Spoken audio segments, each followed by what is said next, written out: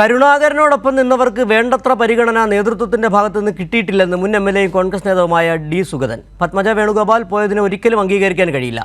പത്മജയെ ഒരു നേതാവായി കാണുന്നതുമില്ല. ന്യായമായ സ്ഥാനമാനങ്ങൾ കോൺഗ്രസ് അവർക്ക് നൽകിയിരുന്നു. ഈ ഘട്ടത്തിൽ കോൺഗ്രസിനോട് ഇത് ചെയ്യാൻ പാടില്ലായിരുന്നു. സ്ഥാനാർത്ഥി പരിഗണനയിൽ കരുണാകരനോടൊപ്പം നിന്നവരെ കോൺഗ്രസ് നേതൃത്വം അവഗണിക്കുന്നുവെന്നും ഡി സുഗതൻ പറഞ്ഞു. ദിവസമാണെന്ന് കാരണം അവർ കേരളത്തിലെ സ്ഥാനാർത്ഥികളെയൊക്കെ പ്രഖ്യാപിക്കുന്നതിൻ്റെ അവസാന നിമിഷങ്ങളിലേക്ക് പോകുമായിരുന്നു. അപ്പോഴാണ് പെട്ടെന്ന് തന്നെ അവരെ ഞെട്ടിക്കുന്ന ഒരു വാർത്ത പുറത്തു വന്നത്. കോൺഗ്രസിൻ്റെ പ്രമുഖരായിട്ടുള്ള നേതാക്കളൊരായിട്ടുള്ള പത്മജ BJPയിലേക്ക് പോയിരിക്കുന്നു. നേരത്തെ കരുണാകരനോടൊപ്പം കരുണാകരൻ്റെ മകളായിട്ടുള്ള പത്മജയാണ് BJPയിലോട്ട് ഇപ്പോൾ പോയിരിക്കുന്നത്. അന്ന് അവരോടൊപ്പം പ്രവർത്തിച്ച മുൻ MLAയും കരുണാകരൻ്റെ സന്തത സഹചാരിയുമായിരുന്ന ഡി സുഗതൻ നമ്മളൊപ്പം ഉണ്ട്. എന്താണ് ഇതിനെക്കുറിച്ച് താങ്കൾക്ക് പറയാനുള്ളത്? എനിക്ക് പറയാനുള്ളത്, പത്മജ എൻ്റെയോ ഞങ്ങളുടെ നേതാവൊന്നുമല്ല. ഞങ്ങളുടെ നേതാവ് കരുണാകരൻ്റെ മകൾ എന്ന പരിഗണന മാത്രമേ പത്മജയ്ക്ക് ഉണ്ടായിരുന്നുള്ളൂ. അതിനപ്പുറമുള്ള പരിഗണനയൊന്നും ഞങ്ങൾ കൊടുത്തിരുന്നില്ല. പിന്നെ അവർ വാത്സല്യം ഉണ്ടായിരുന്നു.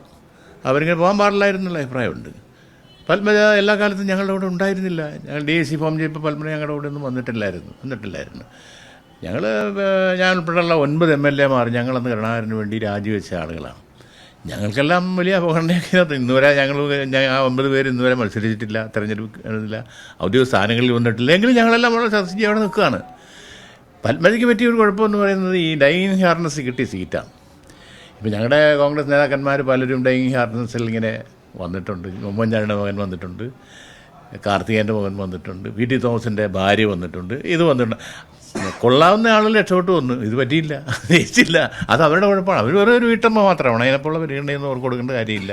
BJP പോയിട്ടൊരു കാര്യമില്ല. അവർ ഇതിപ്പോഴേ കോൺഗ്രസിൻ്റെ ഭാഗത്തു നിന്നും കാര്യമായൊരു പരിഗണന കിട്ടിയിരുന്നില്ല എന്നുള്ള ഒരു പരാതി അവർക്കുണ്ട്. അത് ശരിയല്ല. അവർ സീറ്റെല്ലാം കൊടുക്കുന്നുണ്ടായിരുന്നു, MP ആയിട്ട് കൊടുക്കുന്നുണ്ടായിരുന്നു.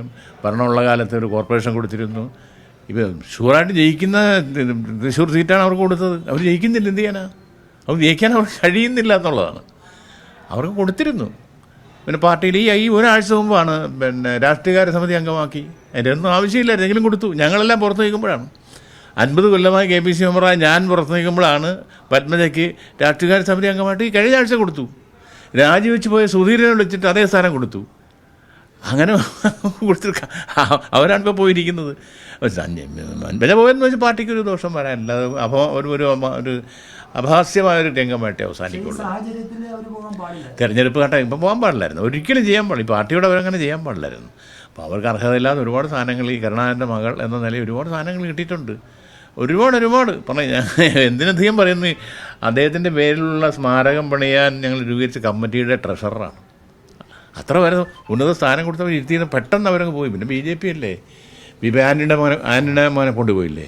അവർ സ്ഥാനമാനങ്ങളും കൊടുത്തും മറ്റ് ആകർഷകമായ എന്തെങ്കിലും ഓഫറെല്ലാം കൊടുത്ത് കൊണ്ടുപോയതായിരിക്കും. ഇപ്പോൾ ഒന്നുമല്ലായിരുന്നു, AKയുടെ മകൻ പോയി അഖിലേന്ത്യാ സെക്രട്ടറി ആയില്ലേ? ഒരു കാര്യമില്ല. അയാൾ അവിടെ സൈബർ സെല്ലിൽ KPC ആഫീസിരുന്ന ഒരാളാണ്, അല്ല പാർട്ടി ഭാരവാഹിയൊന്നുമില്ല. നേരെ അവിടെ പോയി ഇപ്പോൾ ഫ്ലൈറ്റിലാണ് യാത്ര മുഴുവൻ. അദ്ദേഹം അഖിലേന്ത്യാ സെക്രട്ടറിയായി ഇപ്പോൾ സ്ഥാനാർത്ഥിയായി.